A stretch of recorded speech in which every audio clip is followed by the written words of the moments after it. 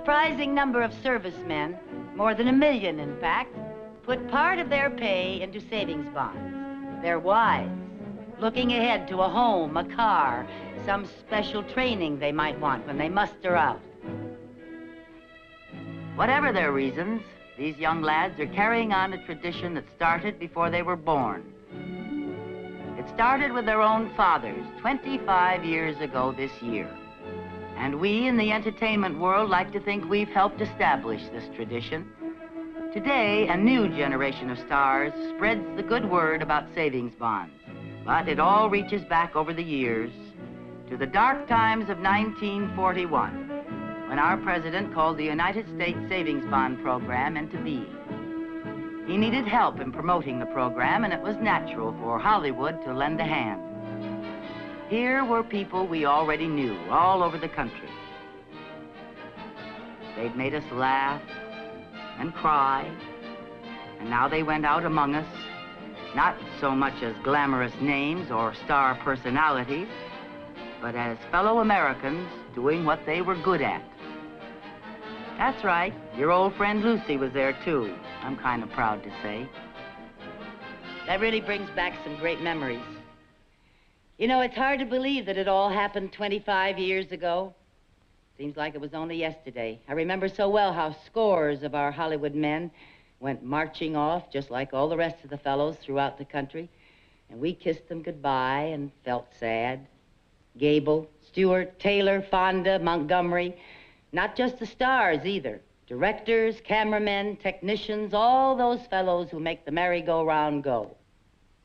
And we had our own tragedies, too, right here on the home front. It was on a bond tour that poor Carol's luck ran out. It wasn't exactly a soldier's death, but she died for her country all the same. You remember how it was, everybody pitching in, famous people and great little guys like Steve Vasilakos, who used to peddle peanuts in front of the White House for a living. He peddled bonds, too, and if you bought one, the peanuts were free. Or take the William Whites, a family from Washington. There can't have been much change lying around after feeding 18 kids. Somehow, these good people managed a savings stamp program. They gave in other ways, too. The oldest boy, Theodore, couldn't make this little ceremony. He was busy with the Navy. And all 9 of his brothers eventually came to serve with the armed forces. As the war effort grew, bonds became even more important. We had rallies, big parades, all the old hoopla and boom-de-boom. But it worked. All the drives went over the top.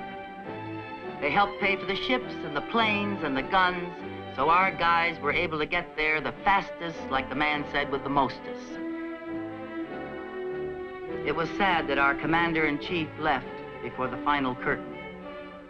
But he must have seen victory coming just a few months down the road.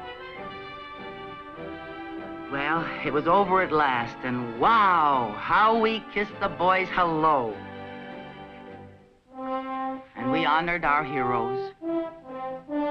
And yes, we shed some tears for faces that were missing. Only names to remember now. Well, we thought the war was over and we were to have peace at last, but it didn't quite work out that way, did it? Much as we'd like to, we couldn't lay down our weapons. Our armed forces still stand against communist aggression in Korea, along with the shameful wall in Berlin, and now, Vietnam.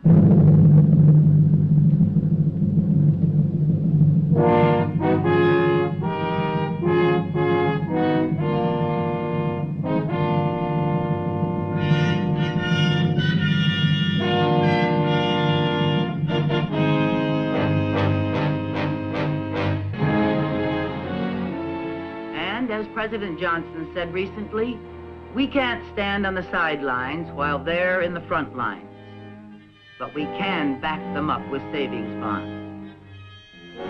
And we still depend on the kids to back us up. Guess it's the only way till the world works out a better one. Gee, wonder if I kissed any of their daddies goodbye. By the way, do you know what single group of Americans buys the most bonds? Servicemen. Wouldn't you know it? The same young men that might be heading out one of these days for anywhere. Well, I don't pretend to understand it all. I'm just Lucy, you know. But I do know this. Year in and year out, the good old ship of state keeps plowing ahead. There's always good talent around to take the lead. Savings bonds do a lot more than back up our national defense. Look what's going on in space. We're doing okay there, too. And bond money helps that program along. I'm told that during the past 25 years, almost $150 billion worth of bonds have been sold. And that people have cashed in around 2/3 of this for things Americans prize. Nice homes, college for the kids, a vacation. So it isn't all just war and weapons. So let's all celebrate this 25th anniversary. Sure, we still have lots of problems, but lots of hope, too. From the time the pioneers kept one hand on the plow and the other on a rifle, it has never been any different. Anyway, let's all take a bow. Business and industry who do so much through the payroll savings plan, the banks, the advertising industry, the labor unions, women's groups, all the community organizations that keep this very important savings bond program rolling along in high gear. Your country thanks you. God bless you.